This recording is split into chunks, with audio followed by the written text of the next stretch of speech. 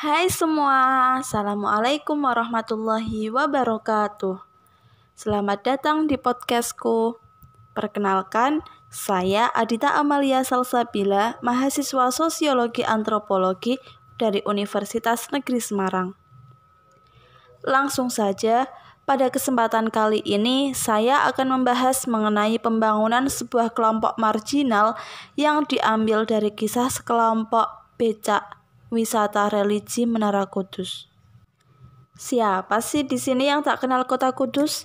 Salah satu kota kecil di Jawa Tengah yang dikenal sebagai penghasil rokok kretek terbesar. Bukan hanya itu, Kudus, si kota kecil ini juga dikenal sebagai kota santri yang kental akan nuansa Islamnya. Sebab kota ini menjadi salah satu pusat perkembangan agama Islam di Pulau Jawa pada abad pertengahan. Dan faktanya, makam dan peninggalan Wali Songo yaitu Sunan Kudus dan Sunan Muria berada di kota kecil ini, sehingga menjadikan kota Kudus sebagai salah satu tujuan wisata religi. Dan ikon peninggalan sejarah Islam di kota Kudus yang sangat populer adalah Masjid Menara Kudus yang sekaligus menjadi lokasi ziarah makam Sunan Kudus. Lalu, apa hubungannya kota Kudus dengan sekelompok tukang becak? Becak pada dahulu adalah transportasi favorit dan sangat populer di kota Kudus, baik dari kalangan bawah hingga masyarakat kalangan atas. Tetapi seiring berkembangnya zaman dan semakin pesatnya perkembangan teknologi informasi, transportasi ramah lingkungan ini menjadi terpinggirkan. Bahkan, seringkali dalam sehari mereka tidak mempunyai pemasukan sama sekali.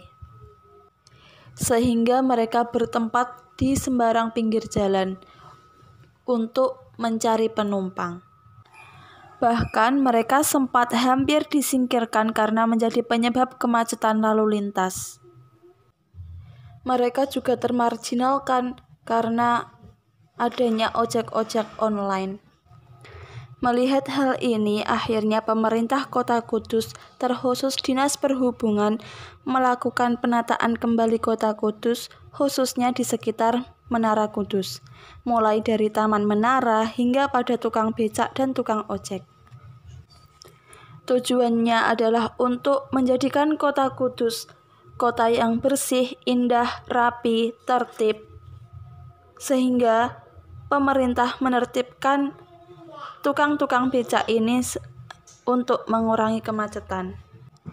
Dinas Perhubungan Kota Kudus mengalihkan para tukang becak yang ada di pinggiran jalan untuk bertempat di sekitar menara, yang akhirnya mereka menjadi becak wisata yang mengangkut para wisatawan dari terminal parkir bis menuju tempat ziarah. Selain itu, Dinas Perhubungan juga melakukan pengalihan jalur becak menjadi dua, yaitu becak yang mengantar peziarah dan becak yang mengembalikan peziarah ke terminal parkir. Hal ini dilakukan untuk mengurangi kemacetan demi kesejahteraan bersama. Hal ini dapat dilihat bahwa konsep pembangunan senantiasa mengalami perubahan seiring dengan perkembangan zaman. Konsep dasar pembangunan ini berawal dari pengembangan konsep pembangunan ekonomi yang sangat terkait dengan pendapatan, pertumbuhan, serta investasi. Motivasi yang mendasari perlunya perluasan cakup konsep pembangunan ini sendiri adalah pemikiran akan terbatasnya peran dan fungsi pertumbuhan ekonomi yang semula dijadikan sebagai tujuan pembangunan. Dan fokus perhatian pembangunan kemudian diperluas sehingga mencakup distribusi pendapatan atau income distribution, kemiskinan, dan juga pemenuhan kebutuhan umum. Dan pembangunan ini diterima dengan sangat baik oleh para tukang becak. Mereka menilai bahwa pembangunan yang dilakukan oleh pemerintah ini sangat membantu mereka untuk tetap dapat mengumpulkan pundi-pundi rupiah.